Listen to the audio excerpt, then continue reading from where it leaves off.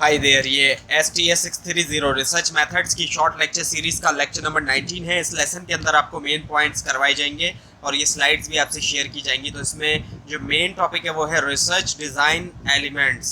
सो research design एक master plan, उससे हमारा जो एक कॉम्प्रिहेंसिव और सिस्टमेटिक ब्लूप्रिंट जो कि आउटलाइन करता है मेथड और प्रोसीजर्स कलेक्ट करने के लिए और एनालाइज करने के लिए डेटा एक रिसर्च प्रोजेक्ट में, और ये सर्व करता है एज ए स्ट्रेटजी या फिर रोड मैप गाइड करने के लिए एक्शंस और जो स्टेप्स इन्वॉल्व होते हैं डेटा कलेक्शन और एनालिसिस प्रोसेस में। ये प्लान एनकम्पेस करता है बहुत से एस्पेक्ट्स जैसे कि data collection method, sampling techniques, data analysis techniques और प्रोसीजर्स टू बी एम्प्लॉयड। और so by having a well defined master plan, researchers जो है वो इंश्योर कर सकते हैं कंसिस्टेंसी, रिलायबिलिटी और वैलिडिटी उनके डेटा कलेक्शन और एनालिसिस में, और अल्टीमेटली उससे क्या होगा, contributing to the overall success और जो क्वालिटी है रिसर्च प्रोजेक्ट की। उसके बाद फिर एलिमेंट्स। रिसर्च डिज़ाइन जो है वो कंप्राइज करता है एक सीरीज जो है कंपोनेंट्स की जो कलेक्टिवली शेप करते हैं ओवरऑल जो फ्रेमवर्क है और जो अप्रोच है एक स्टडी की। Purpose of the study, studies को कैटेगराइज किया जा सकता है एज एक्सप्लोरेटरी, डिस्क्रिप्टिव और explanatory.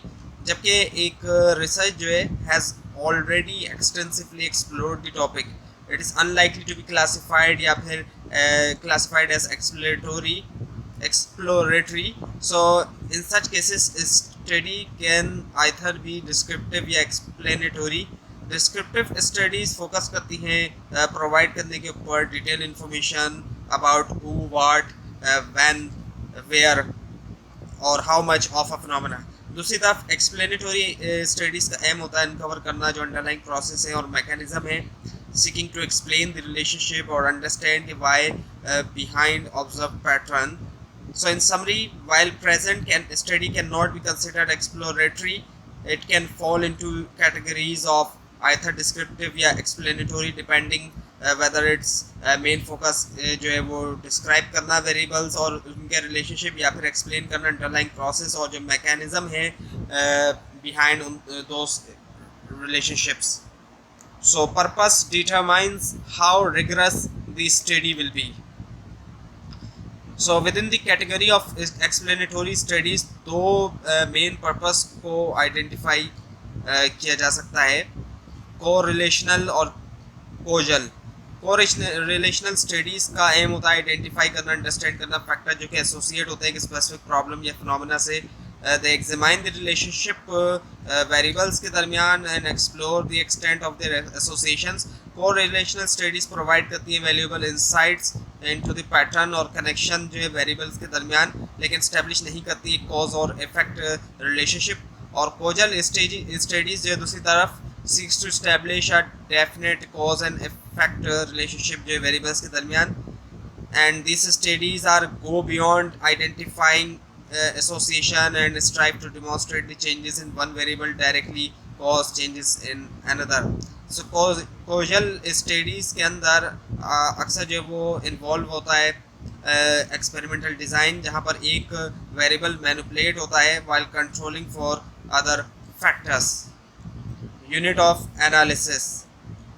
So in the context of data analysis के context के अंदर जो level of aggregation है उससे मुराद जो scope या फिर granularity जिसके ऊपर at which the data is analyzed. So in the case of raising the motivation level of employee, data जो है वो collected होता है individual employees से, और unit of analysis जो है at the individual level, वो individual level के ऊपर है। So इसका मतलब ये कि data जो वो gather होता है, analyze होता है उन पर पर्सन बेसिस के ऊपर अंडरस्टैंड करने के लिए जो फैक्टर्स इन्फ्लुएंस कर रहे हैं एम्प्लॉई की मोटिवेशन। कलेक्ट करते हुए डेटा इंडिविजुअल एम्प्लॉइज से ये अलाउ करता है मोर डिटेल और पर्सनलाइज एनालिसिस उनकी मोटिवेशन लेवल के लिए। इंफॉर्मेशन जो है कलेक्टेड कैन इंक्लूड, उसमें शामिल हो सकते हैं वेरियस फैक्टर्स जैसे कि job satisfaction, work environment, recognition, career development and so on. जब डेटा कलेक्ट हो जाए एग्रीगेट एनालिसिस परफॉर्म होता है जिसमें शामिल है समराइजिंग और एनालाइज करना इंफॉर्मेशन कलेक्टिवली, आइडेंटिफाई करने के लिए पैटर्न्स, ट्रेंड और पोटेंशियल एरियाज इंप्रूवमेंट के लिए एम्प्लॉय मोटिवेशन में। So in the study of two person interaction, जो स्टडी है टू पर्सन इंटरेक्शन की, unit of analysis is the dyad which refers to a pair of individual engaging in a specific relationship या फिर interaction. Example of diet में include a husband wife, supervisor subordinate या फिर teacher student relationships. So जो focus है वो है understanding के ऊपर, dynamic की कम्युनिकेशन पैटर्न्स और जो आउटकम है within these specific pairs. और दूसरी तरफ जब स्टडी किया जाए ग्रुप इफेक्टिवनेस को, the unit of analysis shift to group level. और इस केस के अंदर जो फोकस होता है वो कंपेयरिंग के ऊपर होता है different departments within an organisation, assist करने के लिए उनकी overall effectiveness. So unit of analysis जो है वो बन जाता है ग्रुप एज अ होल, ना कि rather than individual interaction. और ये एनालिसिस जो है इसमें शामिल है एग्जामाइनिंग करना group dynamics, decision making processes, collaboration और performance outcomes. So research question play करता है एक क्रूशियल रोल डिटरमाइन करने में जो अप्रोप्रिएट यूनिट ऑफ एनालिसिस है. यूनिट ऑफ ऑब्जर्वेशन से मुराद जो है वो एंटिटी या सोर्स होती है from which data is collected, and it can be an individual या group depending on the research context. Overall जो चॉइस है यूनिट ऑफ एनालिसिस की और यूनिट ऑफ ऑब्जर्वेशन डिपेंड करती है स्पेसिफिक रिसर्च क्वेश्चंस और objective, influencing the data collection method, sampling technique और जो ओवरऑल अप्रोच है, approach to studying the phenomena of interest. So time dimensions, बहुत से तरीके हैं कंडक्ट करने के observation over a long period in research. So अब यहाँ पे जो आपको क्रॉस सेक्शनल स्टडी लिखा दिखाई दे रहा है studies. So this studies involve collect करना data at a single point in time different individuals से या ग्रुप्स, और ये प्रोवाइड करता है कि स्नैपशॉट पॉपुलेशन का या फिर फिनोमेना एक स्पेसिफिक मूवमेंट के ऊपर. और लॉन्गिट्यूडनल स्टडीज इसके बाद. सो ये जो है डिज़ाइन होती है ऑब्जर्व करने के लिए, एनालाइज करने के लिए चेंजेस इंडिविजुअल्स में या फिर ग्रुप में ओवर एन एक्सटेंडेड पीरियड. और उसके बाद है फिर पैनल स्टडीज़. ये जो एक टाइप है लॉन्गिट्यूडनल स्टडी की जिसके अंदर सेम ग्रुप जो इंडिविजुअल्स का ऑब्जर्व होता है और सर्वे होता है एट मल्टीपल टाइम पॉइंट्स. और उसके बाद फिर कोहोर्ट स्टडी, इसमें शामिल है ऑब्जर्व करना एक स्पेसिफिक ग्रुप जो इंडिविजुअल्स का जो कि शेयर करते हैं कॉमन कैरेक्टरिस्टिक्स या experience. So researcher control of variable. So जो एबिलिटी होती है रिसर्चर्स की मैनिपुलेट करने की वेरिएबल्स, वो एक एसेंशियल एस्पेक्ट होता है एक्सपेरिमेंटल डिज़ाइन का. So let's summarise the different type of experimental design and research method based on the researchers control over variable. So अब आपको दिखाई दे रहा है नन कंट्राइव्ड डिज़ाइन ये जो है. सो ये एक्सपेरिमेंटल डिज़ाइन जो है एम है इनका स्टडी करना phenomena in their natural environment. Researcher observe करते हैं और मैनिपुलेट करते हैं वेरिएबल को with in real world setting, और अक्सर जो है वो रेफ़र किया जाता है एज अ फील्ड एक्सपेरिमेंट. और उसके बाद है कंट्राइव्ड डिज़ाइंस. सो ये एक्सपेरिमेंट डिज़ाइन जो है इसमें शामिल है क्रिएट करना एक आर्टिफिशियल सेटिंग या फिर कंट्रोल करना इन्वायरमेंट को स्टडी करने के लिए वेरिएबल जो है इंटरेस्ट के. और उसके बाद आ जाता है हमारे पास एक्स पोस्ट फैक्टर डिज़ाइन. इस तरह के डिज़ाइन के अंदर रिसर्चर्स के पास नहीं होता कंट्रोल जो है over the variables being studied. इसके बजाय वो ऑब्जर्व करते हैं, एनालाइज करते हैं एग्जिस्टिंग सिचुएशन या इवेंट्स और report on what is happened और इज हैपनिंग. और सर्वे रिसर्च की अगर हम बात करें तो इसमें क्या होता है कि कलेक्ट किया जाता है डेटा को क्वेश्चनियर के ज़रिए या फिर इंटरव्यूज़ सैम्पल ऑफ इंडिविजुअल से गैदर करने के लिए इंफॉर्मेशन उनके एटीट्यूड, ओपिनियंस, बिहेवियर या कैरेक्टरिस्टिक्स के बारे में. सो मोड ऑफ ऑब्जर्वेशन, रिसर्चर जो है वो कंसिडर करते हैं नेचर जो है स्टडी की और उसके ऑब्जेक्टिव जब वो डिसाइड करते हैं मोड ऑफ ऑब्जर्वेशन को. When deciding on the mode of observation,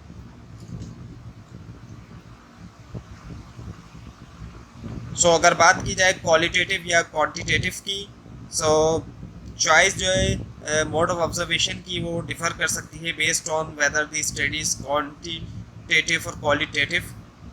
qualitative study जो है वो अक्सर यूटिलाइज करती है मोड्स जैसे कि फील्ड ऑब्जर्वेशन, केस स्टडी और फोकस ग्रुप गैदर करने के लिए इन डेप्थ, रिच और कॉन्टेक्स्ट स्पेसिफिक डेटा. जबकि क्वांटिटेटिव जो होती है स्टडीज़ दूसरी तरफ वो अक्सर एम्प्लॉय करती है surveys, experiment, communication analysis, collect करने के लिए स्ट्रक्चर और न्यूमेरिकल डेटा जिसको एनालाइज किया जा सकता है स्टैटिस्टिकली। और डिस्क्रिप्टिव या कोजल की अगर हम बात करें सो डिस्क्रिप्टिव स्टडीज़ के लिए दैट एम जिसका एम होता है प्रोवाइड करना एक डिटेल और कॉम्प्रिहेंसिव अकाउंट जो एक पर्टिकुलर फिनोमेना का। मोड्स जैसे कि field observation, case study, communication analysis commonly use होते हैं। क्रॉस सेक्शनल या लॉन्गिट्यूडनल की बात करें तो जो चॉइस है मोड ऑफ ऑब्जर्वेशन की मैं ऑल्सो वेरी कर सकती है वो बेस्ड ऑन के वेदर स्टडी जो है वो क्या क्रॉस सेक्शनल या लॉन्गिट्यूडनल है। क्रॉस सेक्शनल स्टडी जो कि कलेक्ट करती है डेटा एक स्पेसिफिक पॉइंट के ऊपर टाइम में अक्सर रिलाई करती है सर्वे मेथड्स के ऊपर गैदर करने के लिए इंफॉर्मेशन एक सैम्पल से।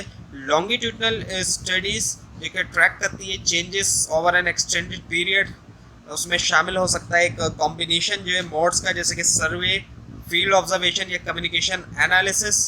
और उसके बाद है कंट्राइव्ड और नॉन कंट्राइव्ड। सो कंट्राइव्ड स्टडीज़ के अंदर जहाँ रिसर्चर्स क्रिएट करते हैं आर्टिफिशियल सेटिंग्स मैनिपुलेट करने के लिए variables. Experimental design commonly use होते हैं।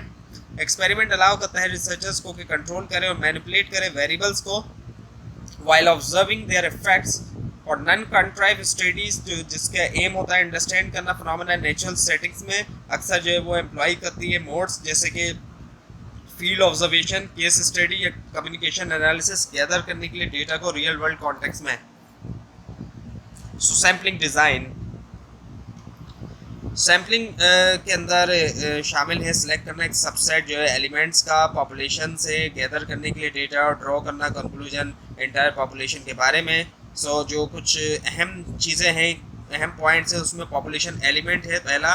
सो सैम्पलिंग के अंदर पॉपुलेशन एलिमेंट से मुराद इंडिविजुअल यूनिट या सब्जेक्ट होते हैं जिसके ऊपर मेजरमेंट या ऑब्जर्वेशन जो है वो आर बीइंग टेकन। सो ये जो है कोई एक पर्सन भी हो सकता है, ऑर्गेनाइजेशन, इवेंट या कोई दूसरा यूनिट ऑफ एनालिसिस। और एडवांटेज जो है सैम्पलिंग के वो क्या हो सकते हैं, इसके एडवांटेज भी होते हैं डिसएडवांटेज भी। सो कई सारे एडवांटेजेस होते हैं, ये ज़्यादा प्रैक्टिकल है और फिजिबल है कलेक्ट करने के लिए डेटा एक सबसेट से पॉपुलेशन के, ना कि पूरी की पूरी पॉपुलेशन। और स्पेशली लार्ज या जोग्राफिकली जो डिस्पर्स्ड पॉपुलेशन होती है। सैम्पलिंग से टाइम भी बचता है, रिसोर्सेज भी और कॉस्ट भी। और नुकसान भी होते हैं, इसके लिमिटेशन है, पोटेंशियल ड्रॉबैक है। एक लिमिटेशन तो यही है कि रिस्क होता है सैम्पलिंग एरर का जो कि होता है जब कैरेक्टरिस्टिक्स जो है सैंपल की पॉपुलेशन से अलग हों, पॉपुलेशन की कुछ और हो सैंपल के अलग हो। सो सैम्पलिंग एरर जो है वो उससे एक्यूरेसी के ऊपर भी फ़र्क पड़ता है और जो जनरलाइजेबिलिटी होती है फाइंडिंग की उसके ऊपर भी फ़र्क पड़ता है। और selection of appropriate sampling design, so select करना एक एप्रोप्राइट एक सही सैम्पलिंग डिज़ाइन क्रूशल होता है इंश्योर करने के लिए वैलिडिटी और रिलायबिलिटी फाइंडिंग्स की। डिफरेंट सैम्पलिंग मेथड्स जैसे कि simple random sampling, stratified sampling, cluster sampling या फिर कन्वीनियंस सैम्पलिंग जो है इनकी डिफरेंट स्ट्रेंथ्स और लिमिटेशंस हैं। सो चॉइस जो होती है सैम्पलिंग की वो डिपेंड करती है फैक्टर्स के ऊपर जैसे कि research objectives, nature of population, available resources और प्रैक्टिकल कंसिडरेशन। सो ऑब्जर्वेशन टूल अब आपके सामने यहाँ मौजूद हैं।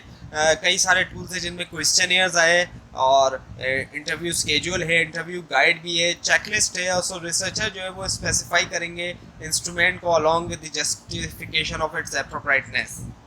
सो फील्ड डेटा कलेक्शन, सो जब एम्प्लॉय किया जाए फील्ड ऑब्जर्वेशन को मोड के तौर पे ऑब्जर्वेशन की रिसर्च के अंदर रिसर्चर्स को ज़रूरत होती है आउटलाइन करना स्पेसिफिक प्रोसीजर जिसमें शामिल है फील्ड टीम सिलेक्शन, ट्रेनिंग और सुपरवाइज़र। सो अगर हम बात करें फील्ड टीम सिलेक्शन की, सो रिसर्चर को केयरफुली सिलेक्ट करना होता है जो मेंबर्स होते हैं फील्ड टीम के जो कि रिस्पॉन्सिबल होंगे कलेक्ट करने के लिए डेटा थ्रू फील्ड ऑब्जर्वेशन। और ट्रेनिंग सो जब फील्ड टीम जो है वो सिलेक्ट होती है सो इम्पॉर्टेंट होता है कि प्रोवाइड किया जाए उनको कॉम्प्रिहेंसिव ट्रेनिंग। सो ट्रेनिंग जो है वो कवर करना चाहिए बहुत से एस्पेक्ट जैसे कि research protocol, data collection procedure, ethical guideline, participant interaction और कोई भी स्पेसिफिक टूल या फिर instrument to be use during the observation process. और सुपरविजन की अगर हम बात करें सो इफेक्टिव सुपरविजन जो है वो क्रूशल होती है इंश्योर करने के लिए क्वालिटी और एडहेरेंस जो है adherence to research protocol field observation के दरमियान। So now the data processing and data analysis. Data processing में और एनालिसिस में रिसर्चर जो वो चूज़ कर सकते हैं मैनुअल और मैकेनिकल मेथड के दरमियान। Quantify the data, employ data reduction technique जैसे कि स्कोर इंडेक्सिंग और टेबुलेशन, और डेवलप करना एक data analysis plan that include use of statistics और इंटरप्रिटेशन। सो अब यहाँ पर जो पहला यहाँ पे लिखा हुआ है manual versus mechanical data processing. So manual data processing में शामिल है हैंडलिंग और एनालाइजिंग डेटा मैनुअली, जैसे कि मैनुअली इंटर करना डेटा स्प्रेडशीट में, कैलकुलेट करना वैल्यूज़ को बाय हैंड हाथों से, यानी कि करना क्वालिटेटिव कोडिंग।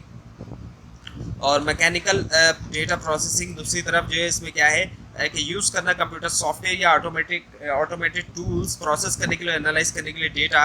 सो उसके बाद है फिर quantification of data. So quantification से मुराद असाइन करना न्यूमेरिकल वैल्यूज़, क्वालिटेटिव या कैटेगोरिकल डेटा को, और उससे क्या होता है कि स्टैटिस्टिकल एनालिसिस और कंपैरिजन। और फिर अगर हम बात करें डेटा रिडक्शन की और टेबुलेशन की, सो डेटा रिडक्शन टेक्निक्स यूज़ होती हैं समराइज़ करने के लिए और कंडेंस करने के लिए लार्ज डेटा शीट्स को। और टेबुलेशन के अंदर जो है वो शामिल है ऑर्गेनाइज करना, प्रेजेंट करना डेटा को टेबल में या फिर चार्ट्स में फैसिलिटेट करने के लिए एनालिसिस और इंटरप्रिटेशन। और डेटा एनालिसिस प्लान क्या है, डेवलप करना एक डेटा एनालिसिस प्लान जो क्रूशियल होता है ऑर्गेनाइज करने के लिए और गाइड करने के लिए analysis process. So survey, research and overview. So जो मेथड है गैदर करने का primary data based on communication with a representative sample of individual, उसमें शामिल है सर्वे करना। सो सर्वे रिक्वायर करता है कि लोगों से पूछा जाए कि who are refer to as a respondent for information के लिए वर्बल या रिटर्न क्वेश्चंस के ज़रिए। सो सर्वे जो है वो किए जा सकते हैं बहुत से कम्युनिकेशन मीडिया का इस्तेमाल करते हुए, including telephones, face to face interview या दूसरे जो मोड्स हैं कम्युनिकेशन के। सर्वे एज अ मेथड अगर हम बात करें, तो सर्वे जो है वो कॉमन मेथड है प्राइमरी डेटा को गैदर करने का रिसर्च के अंदर। और रिस्पोंडेंट एंड इंफॉर्मेशन कलेक्शन की बात करें तो सर्वे रिलाई करता है आस्क करने के ऊपर, लोगों से आस्क करना जो कि रिस्पोंडेंट के तौर पे जाने जाते हैं, प्रोवाइड करते हैं information.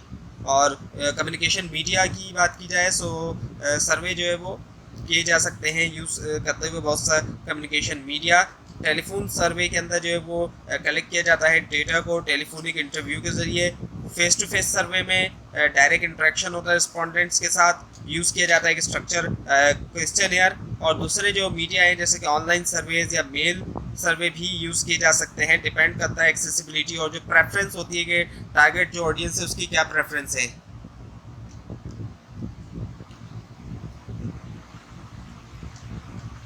So steps in the conducting survey.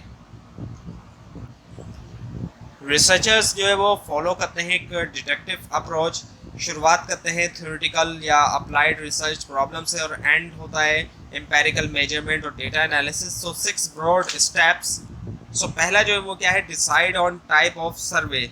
So जब सर्वे किया जाता है रिसर्चर्स के पास ऑप्शन होता है कि वो चूज़ करें डिफरेंट टाइप ऑफ सर्वे से, जैसे कि मेल सर्वेज, इंटरव्यूज, टेलीफोन सर्वे या फिर कंप्यूटर असिस्टेड सर्वे।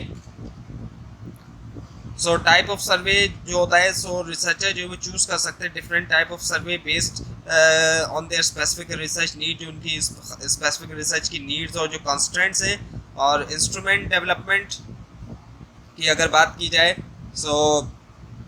सर्वे इंस्ट्रूमेंट जो है इससे मुराद जो है वो टूल्स होते हैं जिनका इस्तेमाल करते हुए कलेक्ट किया जाता है डेटा रिस्पोंडेंट से। और क्वेश्चनियर भी हो सकता है या interview schedule, both of which consist of a list of question. So एक क्वेश्चनियर के अंदर रिस्पोंडेंट्स रीड करता है क्वेश्चन खुद से और मार्क करता है आंसर क्वेश्चनियर के ऊपर, और इससे क्या होता है कि सेल्फ एडमिनिस्ट्रेशन होती है और यूज़फुल हो सकता है जब एनोनिमिटी और प्राइवेसी ज़्यादा इम्पोर्टेंट होती है। और एक इंटरव्यू स्केड्यूल के अंदर क्वेश्चंस जो है वो रीड किए जाते हैं, रिस्पोंडेंट को इंटरव्यूअर करता है और वो रिकॉर्ड भी करता है आंसर्स को। और इस मेथड से क्लैरिफिकेशन होती है, प्रोबिंग और एडिशनल कॉन्टेक्सचुअल इन्फॉर्मेशन होती है रिस्पोंडेंट की तरफ से। उसके बाद है फिर plan how to record data. Researchers को ज़रूरत होती है प्लान करने की ahead regarding how the data will be recorded और ऑर्गेनाइज होगा एनालिसिस के लिए। So recording and organising data की बात करें तो रिसर्चर को कंसिडर करना चाहिए स्ट्रक्चर और फॉर्मेट जिसके अंदर डेटा कलेक्ट होगा, इंश्योर करने के लिए कि वो इजीली रिकॉर्ड हो सके और ऑर्गेनाइज हो एनालिसिस के लिए। और pilot test for survey instrument की अगर हम बात करें सो इम्प्लीमेंट करने से पहले सर्वे जो है एक्चुअल टारगेट पॉपुलेशन के ऊपर ये एडवाइजेबल होता है कि किया जाए एक पायलट टेस्ट जो सिमिलर पॉपुलेशन के ऊपर या फिर स्मॉल सैंपल। सो उसके बाद फिर डिसाइड ऑन टारगेट पॉपुलेशन। सो पहला है गेट सैम्पलिंग फ्रेम। सो सैम्पलिंग फ्रेम जो एक लिस्ट है या फिर रिप्रेजेंटेशन है टारगेट पॉपुलेशन की from which the sample will be drawn. ये एसेंशियल होता है कि एक कॉम्प्रिहेंसिव और एक्यूरेट सैम्पलिंग फ्रेम हो जिसके अंदर शामिल हो तमाम एलिमेंट्स जो है वो पॉपुलेशन के। और उसके बाद फिर decide on sample size. Sample size से मुराद जो है नंबर ऑफ एलिमेंट्स है या फिर इंडिविजुअल है जो कि शामिल होंगे सैंपल के अंदर। और उसके बाद सिलेक्टिंग द सैंपल। सो जब सैम्पलिंग फ्रेम और सैंपल साइज जो डिटरमाइंड हो गए सो रिसर्चर जो है वो एम्प्लॉय कर सकता है बहुत सी सैम्पलिंग मेथड्स सेलेक्ट करने के लिए सैंपल। उसके बाद हमें डू दी फील्ड वर्क और इसमें पहला है लोकेट सैंपल रिस्पोंडेंट। सो जब सैंपल जो है सिलेक्ट हो जाता है रिसर्चर्स को ज़रूरत होती है कि इस्टेब्लिश करें कॉन्टैक्ट सैंपल्ड इंडिविजुअल्स के साथ या एंटिटीज़। और उसके बाद फिर कंडक्ट इंटरव्यूज़ और एडमिनिस्टर क्वेश्चनियर्स। सो रिसर्चर्स जो है वो कलेक्ट कर सकता है डेटा इंटरव्यू करते हुए या एडमिनिस्ट्रिंग करते हुए क्वेश्चनियर्स की सैंपल रिस्पोंडेंट तक। उसके बाद carefully recording data. So crucial होता है रिसर्चर के लिए कि वो रिकॉर्ड करें कलेक्टेड डेटा को एक्यूरेटली और कॉम्प्रिहेंसिवली। और उसके बाद फिर data processing. So enter data into computer. So जब डेटा कलेक्ट हो सर्वेज इंटरव्यूज़ या क्वेश्चनियर्स के ज़रिए रिसर्चर जो है वो एंटर करता है डेटा को कंप्यूटर के अंदर। और उसके बाद है डेटा क्लीनिंग। सो डेटा ये जो क्रूशियल स्टेप होता है इस बात को इंश्योर करने के लिए कि जो एक्यूरेसी है और जो क्वालिटी है डेटा कलेक्टेड की। सो रिसर्चर्स केयरफुली एग्जामाइन करते हैं डेटा शीट्स को आइडेंटिफाई करने के लिए, वो करेक्ट करते हैं कि कोई भी एरर्स हैं, इनकन्सिस्टेंसीज है, कोई मिसिंग वैल्यू या फिर आउटलियर्स है। उसके बाद टेबुलेशन से मुराद क्या है कि ऑर्गेनाइज करना और समराइज करना डेटा को एक स्ट्रक्चर्ड फॉर्मेट में। रिसर्चर्स टेबल क्रिएट करते हैं या चार्ट जो कि रिप्रेजेंट करता है फ्रीक्वेंसीज, काउंट्स, परसेंटेज या दूसरे समरी स्टैटिस्टिक्स डिफरेंट वेरिएबल्स या कैटेगरीज के लिए डेटा शीट के अंदर। और उसके बाद में perform statistical analysis on data. जब डेटा क्लीन हो जाता है और टेबलेट हो जाता है रिसर्चर्स परफॉर्म कर सकते हैं स्टैटिस्टिकल एनालिसिस डेटा शीट के ऊपर। स्टैटिस्टिकल एनालिसिस में शामिल है अप्लाई करना बहुत सी स्टैटिस्टिकल टेक्निक्स और मेथड एक्सप्लोर करने के लिए, एनालाइज करने के लिए और डेटा और ड्रॉ करने के लिए कंक्लूजन डेटा से। उसके बाद फिर रिसर्च रिपोर्ट। एक रिसर्च रिपोर्ट में रिसर्चर्स आउटलाइन करते हैं method employed in their study including detail जो है on the research design, sampling procedure, data collection method और डेटा एनालिसिस टेक्निक। वो प्रेजेंट करते हैं अपनी फाइंडिंग्स को समराइज करते हुए रिजल्ट्स ऑब्टेन्ड हुए जो कि एनालिसिस से डेटा कलेक्टेड डेटा के। सो यूज़ करना टेबल्स, चार्ट्स या नैरेटिव इफेक्टिवली कम्युनिकेट करने के लिए आउटकम्स। रिसर्चर्स जो है then share their finding share करते हैं अपनी फाइंडिंग्स को दूसरों के साथ क्रिटिक के लिए और इवैल्यूएशन के लिए और हासिल करते हैं फीडबैक और कंस्ट्रक्टिव क्रिटिसिज्म पीयर्स से और एक्सपर्ट से। और ये प्रोसेस जो है वो हेल्प करता है वैलिडेट करना रिसर्च फाइंडिंग, आइडेंटिफाई करना पोटेंशियल लिमिटेशन और कंट्रीब्यूट करना जो एडवांसमेंट है नॉलेज की फील्ड के अंदर डिस्कशंस के ज़रिए। तो ये था आज का लेसन। आपको अगर इस बारे में कोई क्वेश्चन है नीचे कमेंट कीजिए, अगर इसके अंदर कोई मिस्टेक दिखाई दे वो भी ज़रूर हाईलाइट कीजिए। ये फाइल्स आप नीचे डिस्क्रिप्शन बॉक्स में दिए गए लिंक से हासिल कर सकते हैं, लेकिन अगर आपको लिंक ना दिखाई दे उसके लिए आप नीचे कमेंट कीजिए। और इस पूरी सीरीज़ को देखने के लिए इस चैनल को सब्सक्राइब कीजिए, बेल आइकन के ऊपर क्लिक कीजिए। Thanks for watching this video and best of luck for your exam.